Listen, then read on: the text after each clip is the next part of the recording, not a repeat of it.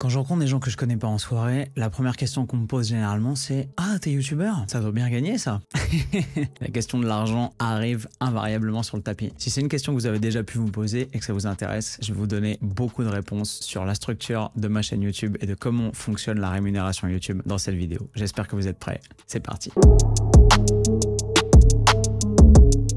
On y est. Donc ça, c'est ma chaîne YouTube.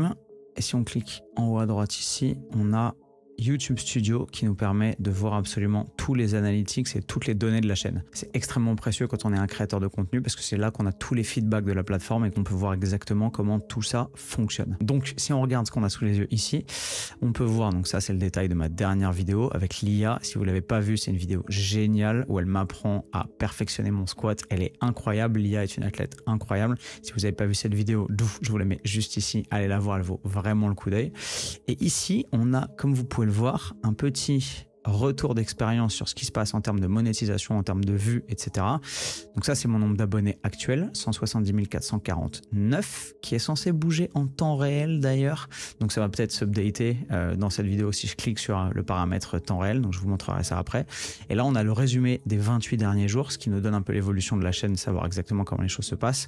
On a son nombre de vues sur les 28 derniers jours. Donc c'est pas 197 vues, c'est 197 800 vues. On a la durée de visionnage et on a les revenus estimé et on voit que là ma chaîne a généré 643 €. Avant c'était en dollars, ça a un petit peu changé, 643 € sur le mois. Donc déjà à première vue vous vous dites attends, le mec fait YouTube depuis 6 ans maintenant, il a 170 000 abonnés, ce qui est globalement quand même plus que pas mal de créateurs de contenu, notamment sur cette plateforme qui est une plateforme incroyablement difficile à développer. C'est difficile d'arriver à passionner les gens sur ces vidéos, c'est difficile d'arriver à créer du contenu de qualité sur le long terme, c'est difficile de fidéliser une communauté, une audience et de leur donner ce qu'elle veut semaine après semaine, mois après mois et année après année littéralement. Donc c'est un sacré challenge et être arrivé là aujourd'hui, c'est super cool, j'en suis extrêmement fier. Mais comme vous le voyez, la rémunération et la rétribution n'est pas forcément au niveau des efforts fournis et du travail accumulé depuis toujours. Donc si on clique ici, on peut avoir les données d'analyse de la chaîne et là c'est extrêmement intéressant puisque plutôt que de basculer sur les données mensuelles qu'on a ici, donc vous le voyez, le revenu estimé est à peu près à 643 €. On peut cliquer juste là et au lieu de l'avoir sur les 28 derniers jours, on peut avoir toutes les périodes qu'on veut, le 7 derniers jours, 90, etc. Et on peut avoir depuis toujours. Et si je clique là, vous allez voir exactement combien j'ai gagné via mes revenus YouTube, donc qui sont les revenus des publicités qui sont apposées sur mes vidéos par YouTube et YouTube nous rétribue et nous reverse une partie des revenus qui sont générés par les vidéos. Si je dis pas de conneries, je crois que c'est 30% du flux monétaire généré sur les audiences de vidéos monétisées avec des pubs, c'est-à-dire qu'ils mettent des publicités, ils vendent en gros l'espace, l'audience et l'attention d'un public à des annonceurs, à des marques, et ensuite les marques payent YouTube comme une plateforme qui leur permet de gagner de la visibilité auprès d'un public, et l'argent qui est généré par ces pubs, ils l'encaissent et ils nous en rétribuent une partie, et je crois que si je dis pas de conneries, c'est 30%. Donc la création de ma chaîne, si je dis pas de conneries, c'était le 31 mars 2016, donc ça fait 2017, 2018, 2019, 2020, 2021, 2022, ça fait 6 ans et demi quasiment. Et en 6 ans et demi de YouTube, si on clique sur depuis toujours, on découvre que, tenez-vous bien au slip, j'ai gagné, attention roulement de tambour,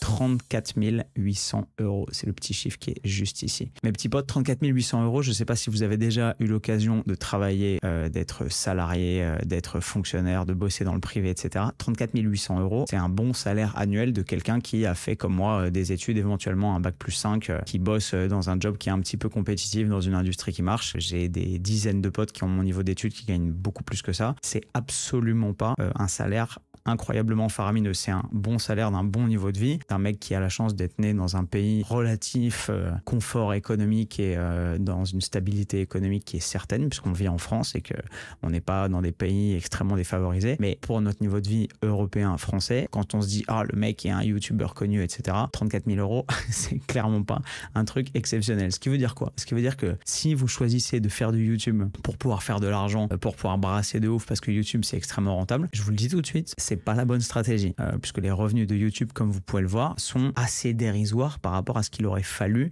générer pour pouvoir vivre de ça. Si je divise 34 800 balles par 6 ans et demi, ça nous fait 5 300 € par an. Si on divise ça par 12, ça fait 446 € par mois. Donc si j'avais vécu avec ça, et gardez bien à l'esprit qu'au début, vous voyez le début de la courbe, au début on gagne strictement rien et puis ça se développe un petit peu, ça monte, etc.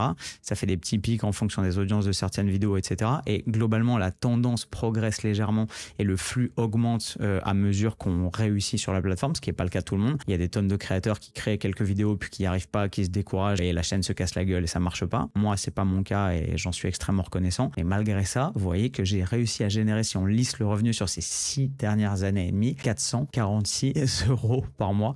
Donc clairement, pas de quoi survivre, pas de quoi produire les vidéos, pas de quoi payer les monteurs, pas de quoi payer les graphistes, pas de quoi payer le matériel. Donc absolument pas rentable. Ce qui est rentable en revanche, ce serait absolument malhonnête de ma part de dire bah voilà, j'ai gagné que ça depuis que je suis sur YouTube. Évidemment, j'ai eu l'intelligence de mettre mes œufs dans d'autres paniers et de diversifier mes sources de revenus. Ce que je vous conseille si vous vous lancez dans cette industrie qui est capricieuse et fragile, parce qu'à tout moment je peux me faire pirater ma chaîne YouTube, à tout moment je peux me faire hacker, à tout moment YouTube peut disparaître. Vu la sérénité de la plateforme et sa stabilité depuis des années, je pense pas, mais on sait jamais. Évidemment, ce qui me rétribue, c'est pas ça. Évidemment, il y a d'autres sources de revenus à côté que je vous avais déjà détaillées dans une autre vidéo qui est juste ici, qui date de 2019 je crois, mais qui en termes de sources de revenus est toujours d'actualité. Peut-être que la proportion des sources a varié, mais allez la voir si ça vous intéresse. Pareil, je vous donne absolument tous les détails de comment je gagne ma vie et comment je structure l'ensemble de mes sociétés et de mes business. Mais voilà, vous avez eu une plongée sur l'univers de la rétribution de YouTube qui, je pense, est intéressante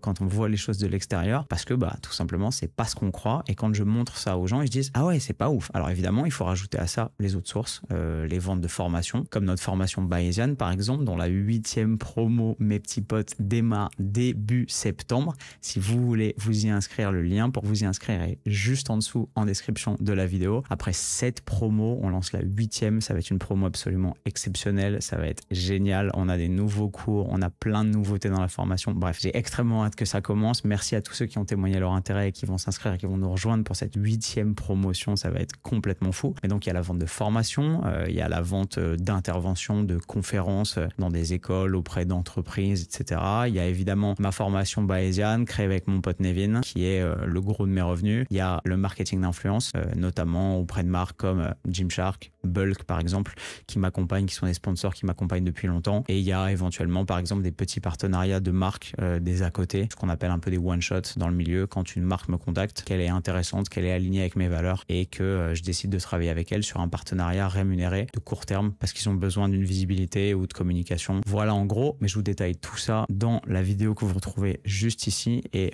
si ça vous intéresse de creuser un peu la question, je pense que vous allez apprendre des trucs. Voilà mes soldats, cette petite plongée dans mon portefeuille YouTube qui est probablement décevante pour pas mal de gens, mais qui au moins vous donne la mesure de la réalité, qui vous laisse voir exactement ce que c'est que de faire du YouTube et comment ça marche, ce qu'on peut en espérer quand on a une chaîne qui fonctionne très bien, ce qui est mon cas. Alors après, évidemment, votre rémunération va être influencée par ce qu'on appelle le CPM, le coût pour 1000, c'est-à-dire le coût d'achat de 1000 vues sur votre chaîne par des annonceurs potentiels. Plus le coût pour 1000 est élevé, parce qu'ils considèrent que votre audience est extrêmement qualifiée en fonction de leur cible et de leurs besoins de visibilité, de leurs objectifs marketing, etc., plus vous allez pouvoir être rémunéré globalement pour l'ensemble des vues que vous allez générer. Donc il y a certaines chaînes sur certaines cibles ou sur certaines niches ou sur certaines thématiques de contenu qui sont moins bien rémunérées que d'autres. Et il y a certaines niches, par exemple, comme dans l'équitation, qui est une niche dans laquelle les annonceurs ont de l'argent, dans laquelle les accessoires et les produits qui sont vendus sont extrêmement chers. C'est moins le cas dans le fitness, c'est plus le cas dans d'autres domaines. À vous de choisir évidemment là où vous voulez intervenir, mais surtout ce dont vous voulez parler en fonction de vos passions et de vos territoires d'expertise. Faire des vidéos passionnantes, intéressantes et de qualité, ça demande énormément de travail, énormément de patience, énormément de passion, parce que parler des choses qu'on aime, c'est toujours plus facile que parler de choses qu'on n'aime pas. Voilà mes soldats, j'espère que vous avez kiffé cette vidéo. Si c'est le cas, éclatez-moi les pouces bleus juste en dessous et abonnez-vous à cette chaîne,